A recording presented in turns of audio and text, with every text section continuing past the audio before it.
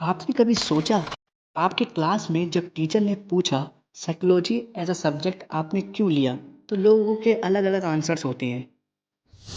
कुछ लोग बोलते हैं कि मुझे पता है कि दूसरे क्या सोच रहे हैं, या मैं जानना चाहता हूँ कि दूसरे कैसे सोच रहे हैं, मुझे खुद को जानना है। कुछ ये कहते हैं, कुछ कहते हैं मुझे सपनों के मतलब को जानना है। बहुत सारे जवाब इननेन होते हैं, मतलब बेकार होते हैं, ज़्यादा प्रोडक्टिव नहीं होते हैं, लेकिन कुछ आंसर सच में डीप होते हैं। As you look around, you look that why are people unhappy, why do they beat each others. ये सारे क्वेश्चंस हम लोगों के दिमाग में घूमते रहते हैं। इसी सोच को एक नाम दिया गया इंडियन साइकोलॉजिकल ट्रेडिशन, जो हमारी इंडिया में बहुत ही आम है।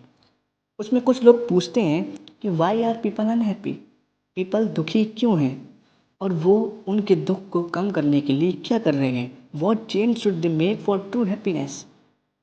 तो आसपास के लोगों को देख के आपको इसका आंसर मिल जाएगा कि लोग मोक्ष की प्राप्ति की तरफ बढ़ते हैं, धर्म में आते हैं, कर्म में आते हैं, और बहुत सारी मॉडर्न टेक्निक्स अपनाते हैं, थेरेपी अपनाते हैं, जिससे उनको शांति यानी कि कामनेस यानी कि इस पर पकड़ बनती है।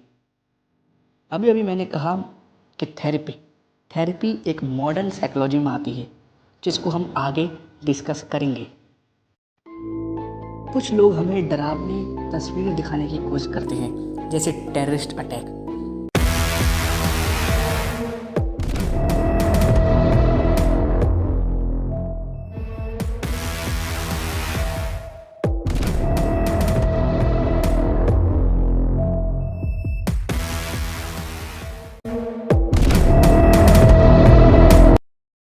लेकिन इसकी एक सॉफ्ट साइड भी है, जैसे कि major HP Ahluwalia, who climbed Everest, faced down paralyse.